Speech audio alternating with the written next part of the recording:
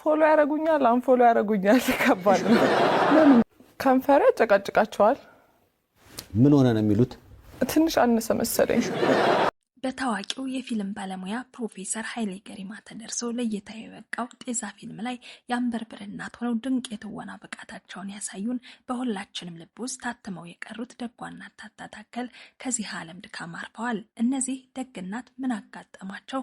ለህልፈት የዳረጋቸው ጉዳይስ ምንድነው የሚለውን እናደርሳችኋለን። እናት ታታ ታከል የፕሮፌሰር ኃይሌ ገሪማ እናት አብሮ አደግ ጓደኛ እንደሆኑ ስንቶቻችሁ ታውቃላችሁ? እናት ታታ ታከል ወደ ጤዛ ፊልም እንዴት ካስት እንደተደረጉም ጭምር ታሪኩን ወደ ኋላ መልሰን እናስቃኛችኋለን። ያቺ መልካም ሴት ያቺ ደግ ሴት ከቤቷ ወስዳ ባታሳድረኝና ወደ ቤቴ ባትመልሰኝ ኑሮ ዛሬ እዚህ ደረጃ አልደርስም ነበር። ተዋናይት ብሩክታዊት ሽመልስ እንደተናገረችው በተለያየ ጊዜ በተለያዩ ጉዳዮች ላይ ስሟ በተደጋጋሚ የሚነሳው ተዋናይት ብሩክታዊት ሽመልስ ከሰሞኑ በሰይፉ ኦን ኢቢኤስ በተናገረችው ንግግር ከባድ ትችትና ነቀፋ ገጥሟታል። ከዚህ ቀደም ተሰምቶ ስለማያውቀው አሳዛኝ የህይወት ገጿም ገለጥ አድርገን እናደርሳችኋለን። ሰይፉም ብሩክታዊትን እንግዳ አድርጎ በማቅረቡ ከባድ ትችት አጋጥሞታል። ጉዳዩ ምንድነው ብለን ጠይቀናል። ምላሹን አዘጋጅተናል፣ እናደርሳችኋለን።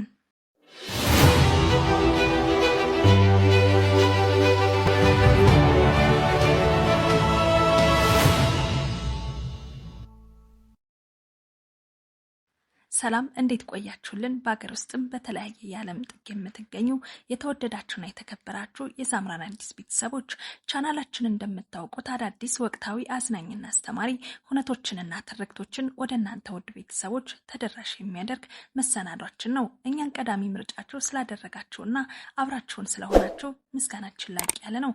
ለዛሬም እንዲህ ባለ መልኩ አሰናድቼ የማቀርብላችሁ ሪች ኦሪዮን ነኝ። አብራችሁን ቆዩ። ወደ ቀዳሚ መረጃችን እናመራለን። ጤዛ ፊልም ላይ የአንበርብር እናት ሆነው ድንቅ የትወና ብቃታቸውን ያሳዩን በሁላችንም ልብ ውስጥ ታትመው የቀሩት ደጓ እናት ታታ ታከል ከዚህ ዓለም ድካም አርፈዋል። እነዚህ ደግ እናት ምን አጋጠማቸው? ለዚህ ህልፈት የዳረጋቸው ጉዳይስ ምንድነው የሚለውን በዝርዝር ውስጥ ከማድረሳችን በፊት ስለ ታታ ታከል ጥቂት ነገር እንበላችሁ። ታታ ታከል የተወለዱት በጎንደር ከተማ ሲሆን በ15 ዓመታቸው አግብተው 10 ልጆችን አፈርተዋል። ልጆቻቸውን አስተምረው ለቁም ነገር ያበቁ ጀግና እናት ናቸው።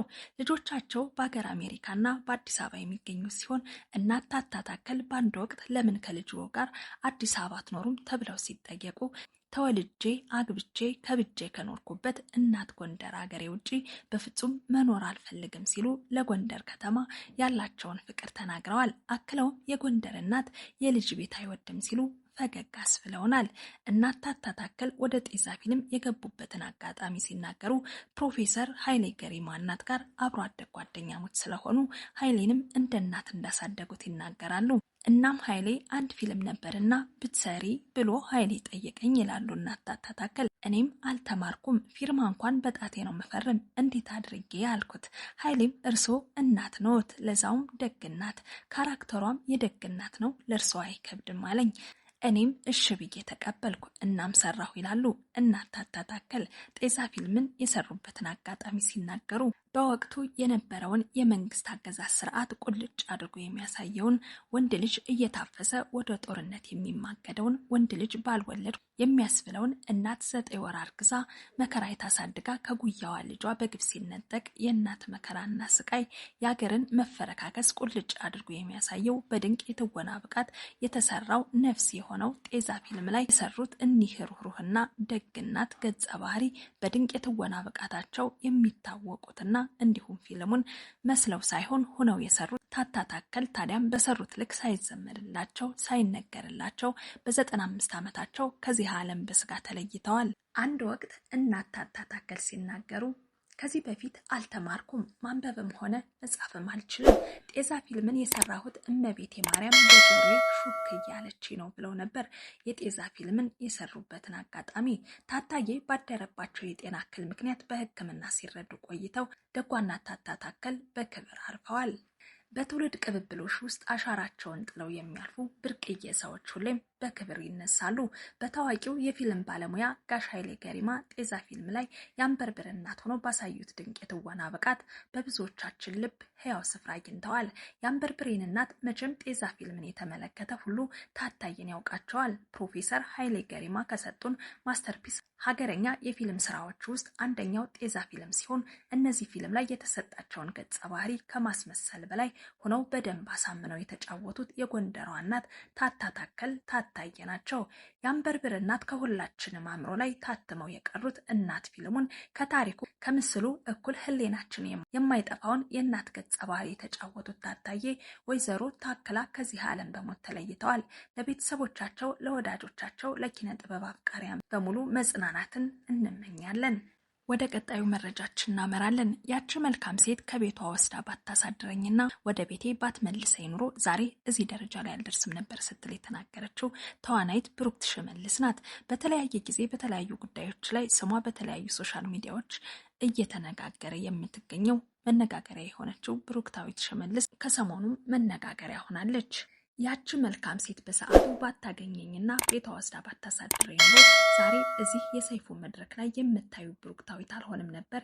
ህይወቴና ታሪኬ በጣም ዘግናኝ በሆነ መንገድ ሊቀጭ ይችል ነበር ትላለች ብሩክታዊት። ዛሬ ላይ ሁላችንም እንባ ባይን ያደረሰ እጅግ ልብ የሚነካና እስካሁን ተደብቆ የቆየ የእውነተኛ የህይወት ኑዛዜ ቅንጧና ውቧ ተዋናይት ብሩክታዊት ሽመልስ ብሩክቲ አንደበት በሰይፉ በኢቢኤስ ፕሮግራም ላይ ተደምጧል። ዛሬ ላይ በኢንስታግራም ላይ ከ1 ሚሊዮን በላይ ተከታይ ያላት ልደቷን በዱባይና በሲሸልስ የምታከብር በአዲሱ ዲዛይነሮቹ በተሰኘው የኢቢኤስ ድራማ ላይ መሪ ተዋናይ ሆና የምናያት ብሩክታዊት ከነዚህ ስኬቶቿ በስተጀርባ ግን በሰው ሀገር ብቸኝነት፣ ረሃብና ከባድ ፈተናዎችን አልፋ እዚህ ላይ መድረሷን ስትናገር ማልቀስ ብቻ ሳይሆን የሁላችንንም ልብ ነክታለች። ብሩክታዊት በ15 ዓመቷ በልጅነት ግልፍተኝነትና በጥጋብ ከቤት ጠፍታ ወደ አዲስ አበባ ስትመጣ የገጠማትን ታሪክ ስታወራ ስሜቷን መቆጣጠር አልቻለችም። ምንም የምታውቀው ሰው ዘመድም ሆነ የምታድርበት ቦታ ሳይኖራት ከሐዋሳ በተነሳችበት አውቶቡስ ስታለቅስ ያገኘቻት አንዲት ደግ ሴት ያደረገችላትን ውለታ በእንባ ታጅባ ትናገራለች። ያቺ ባታውቃትም መኪና ውስጥ ስታለቅስ አይታ ያሳዘነቻት መልካም ሴት ሞጆ ላይ ምግብ ጋብዛት አዲስ አበባ ልደታ አካባቢ ወደሚገኘው ቤቷ ወስዳ ከ5 ዓመት ልጇ ጋር ከሰማር ጋር ለ1 ሳምንት ሙሉ በደግነት ተንከባክባ አሳድራኛለች ትላለች። በኋላም ምክር ሰጥታ ወደ ቤተሰቦቿ እንድትመለስ አድርጋታለች። ብሩክታዊት ፈጣሪ በላከላት መልእክት እንደዳነች በትልቅ ምስጋና ገልጻለች። አሁን ላይ ያችን በችግሯ ጊዜ የደረሰችላትን የሰማርን እናት በሰይፉ እየፈለገቻትም ትገኛለች። ይህ ብቻ አይደለም። ብሩክታዊት በ16 ዓመቷ በድጋሚ ወጥታ ራሷን ለመቻል በአዲስ አበባ ውስጥ የጀመረችው የብቸኝነት ህይወት ሌላው አስገራሚ ታሪኳ ነበር። በ800 ብር የምትከራያት ጠባብ ክፍል ውስጥ በ2500 ብር የገዛቻት አልጋና ፍራሽ እንዲሁም ስቶቭና ትንሽ ፋና ቲቪ ይዛ ኑሮውን ከዜሮ የጀመረችበትን ጊዜ ታስታውሳለች። በወቅቱ ለረጅም ጊዜ ጥቅል ጎመን በቲማቲም ብቻ እየሰራች እየበላች ማንም ረዳት ሳይኖራት በፈጣሪ ጥበቃ ብቻ እዚህ ደረጃ ላይ መድረሷን ትናገራለች።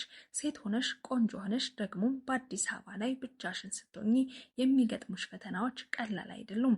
ብዙዎች ሊያታለሉሽና ሊሸውዱሽ ይሞክራሉ፣ ግን ፈጣሪ ከክፉ ሁሉ ጋርዶ ጠብቆኛል ትላለች። በሶሻል ሚዲያ ላይ ስለሚወሩባት ወሬዎች፣ የፕላስቲክ ሰርጀሪ፣ የከንፈር ስራ አድርጋለች ስለሚሉ ትችቶችና ስለ ትዳር ወሬዎች ስትጠየቅም በጣም በሳልና አስተማሪ ምላሾችንም ስትሰጥ ተደምጣለች። ክብደቷ ከ50 ኪሎ ወደ 72 ኪሎ በራሷ ፍላጎትና በደም አይነቷ ምግብ አመጋገብ መጨመሩን፣ ቁመቷ 1 ሜትር ከ80 በመሆኑ ክብደቷ ለሰውነቷ ተስማሚ እንደሆነና ጅም በመስራት ራሷን እንደምትጠብቅም ገልጻለች። ወሬዎችን ሁሉ በሬ ወለደ ስትል ታጣጥላቸዋለች። በተለይ ደግሞ በሶሻል ሚዲያ ላይ ሌት ተቀን ለሚሳደቡና ለሚተቹ ሰዎች የሰጠችው ምላሽ እጅግ ድንቅ ነው። መኪና እየነዳ ወደ ኋላ ካየህ አደጋ ይገጥምሃል። እኔ ትኩረቴ ወደፊት ብቻ ነው። የዛሬ 7 ዓመት እኔን ሲሰድቡ የነበሩ ሰዎች ዛሬም እዚያው ቁጭ ብለው ይሳደባሉ። እኔ ግን ህይወቴን እየቀየርኩ ወደፊት እየተጓዝኩ እየተራመድኩ ነው ስትል ሁላችንም ከሰዎች ትችት ይልቅ በራሳችን ህይወት ስኬት ላይ ማተኮር እንዳለብን አስተምራለች። በአሁኑ ሰዓትም ባርቶ ብቻ መኖር ከባድ በመሆኑ ኦንላይን ቢዝነስ በመስራት ራሷን እንደምትደግፍና አሁን ላይ በጥሩ የፍቅር ህይወት መስመር ውስጥ እንዳለችም ጠቁማለች። ታዲያም ይህንን ተከትሎ ሰይፉን ዘሪሁን ተዝናኑ የተባለው ፌስቡከር አንድ ነገር ተናግሯል። ሰይፉ እርግጡን ንገረን፣ ምንም የሚያስተምር ታሪክ የሌላትን ወሬዎቿ በሙሉ እጅ የሚሉ እዚህ ትልቅ ሾው ላይ ተወዳጁ አርቲስት ብሎ ማቅረብ ቀልድ ነው። በእርግጥ ዩቲዩብ ላይ ለቪው እይታ ተብሎ እንደተጋበዝሽ ግልጽ ነው። ስነ ስርዓት ያላቸው ትክክለኛ አርቲስቶች በሞሉበት ሀገር ላይ ካሜራ ያገኛቸውን ፌክ አርቲስቶችን ማመላለስ ተገቢ አይደለም። ቃለ ምልልሱን የተወሰነ ደቂቃ ተመለከትኩትና አቋረጥኩት። ከንፈሬ ላይ ይጨቃጨቃሉ። ልደቴን ሲሸልስና ዱባይ እየቀያየርኩኝ ነው የማከብረው ብላ የማይጠቅም እንቶ ፈንቶ ስታወራ ከስተቷ መቼም አትማርም ብዬ ደመደምኩኝ። አርቲስት የሚለው የማዕረግ ስም አይገባትም ሲል ይናገራል። እንግዲህ ውድ የሳምራን አዲስ ቤተሰቦች የናታታታከል ህልፈትን ተከትሎ ጤዛ ፊልም ላይም የሰሩበትን አጋጣሚና ብሩክታዊት ሶሻል ሚዲያ ላይ ስትወጣ ሁሌም መነጋገሪያነቷ እንደቀጠለ ነው። ይህንንም አድርሰንላችኋል። ፌስቡከሩ ዘሪሁን ተዝናኑ ስለ ብሩክታዊት ተወዳጇ ተዋናይት የሚለው ቃል አይመጥናትም እያለ ነው። እስኪ እናንተ ምን ትላላችሁ? እውነት ብሩክታዊት ሽመልስ ተዋናይት ተወዳጇ ተዋናይት የሚለው ቃል አይመጥናትም ብላችሁ ታስባላችሁ? እስኪ ሀሳብ አስተያየታችሁን ኮሜንት መስጫ ሳጥን ላይ አጋሩን። እንግዲህ ለዛሬ የነበረን መረጃ ይህንን ይመስል ነበር። አብራችሁን እስከ ፍጻሜው ስለዘለቃችሁ ምስጋና የላቅ ያለ ነው። ቪዲዮን ላይክ፣ ሼር፣ ሰብስክራይብ ማድረጋችሁን እንዳትረሱ። በቀጣይ በአዲስ ቪዲዮ እስከምንገናኝ በያላችሁበት ሰላማችሁ ይብዛ እያልሁ የዛሬን እዚህ ጋር አበቃው። ቸር ቆዩኝ።